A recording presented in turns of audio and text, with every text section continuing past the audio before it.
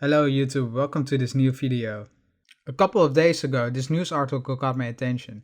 It mentioned that Microsoft is actually pulling the plug in their streaming service called Mixer to proceed with a collaboration between Facebook Gaming and Project Xcloud. Before I read this article, I actually never even heard of Facebook Gaming. So Facebook Gaming is a streaming service that Facebook launched to rival with Twitch. Looking at the data, it seems pretty interesting.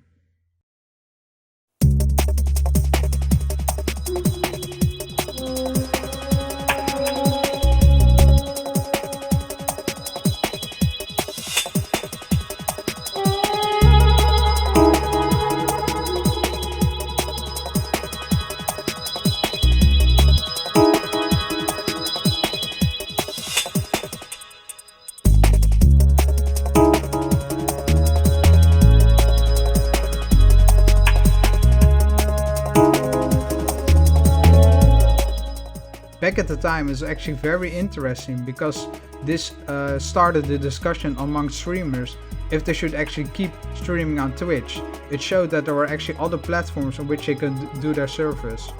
Twitch was always the number one streamer, so people were not even thinking about leaving Twitch. Facebook Gaming started their service in June 2018. So why would you actually use Facebook Gaming?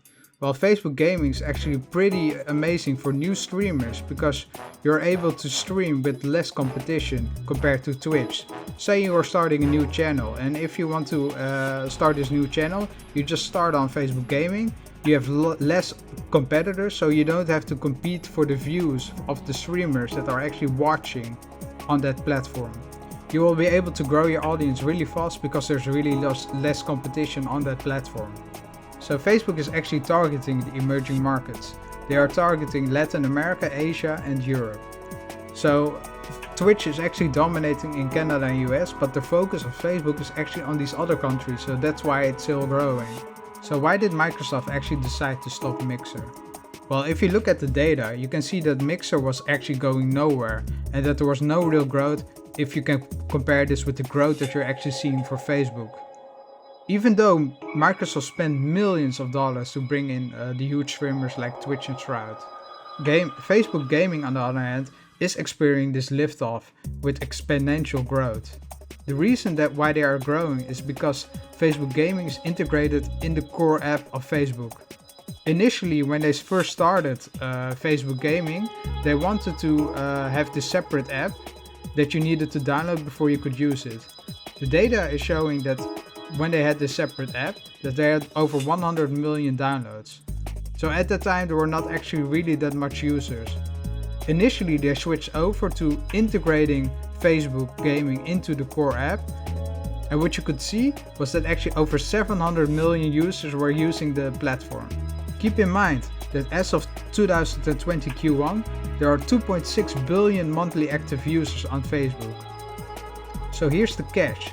Of this 2.6 billion monthly active users, they just need to switch to another tab and then they just start watching Facebook Gaming.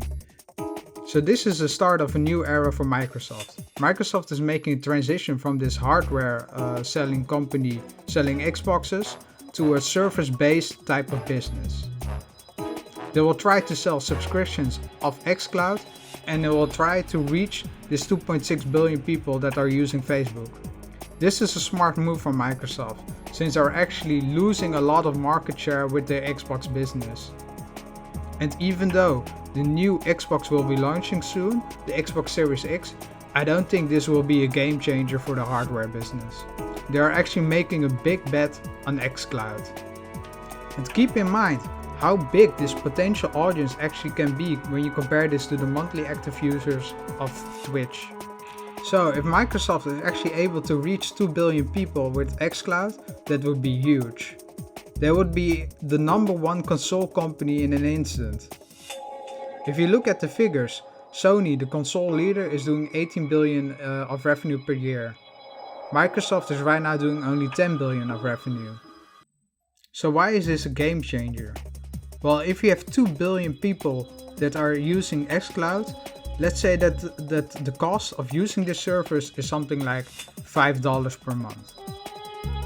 If you have one user for $5 per month, this is $60 a year for one user of revenue. If you multiply these $60 for over 2 billion people, then you have something like 120 billion of revenue per year. Well, that is a huge step compared to the 18 billion that Sony is doing. Selling this software as a service is actually going to be more profitable than selling hardware. So let's compare this to the PlayStation 2, for example. That's the best sold console in the history of consoles. It has sold over 158 million units. Let's say we multiply these 158 million units with an average selling price of 500 units. That's 79 billion for the lifetime of the PS2, going from 2000 to 2013. Microsoft would be earning the same level of revenue in a year. Just think about it. Facebook and Microsoft are specifically targeting the mobile gaming space with these moves. The mobile gaming space has a huge market in Asia. You see this change in strategy in other companies like Activision Blizzard. So Activision Blizzard is also actively changing the mobile gaming market. They are doing this by releasing Diablo Immortal and also other games like Call of Duty Mobile, which gamers most likely won't even like, but there's just this huge growth potential for this market. If you look at the figures, you can actually see that the biggest part of the monthly active users of Activision Blizzard is actually coming from King.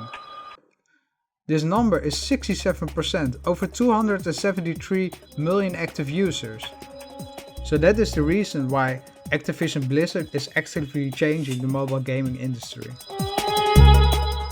It's not about what gamers want, it's about how they can earn the biggest amount of money.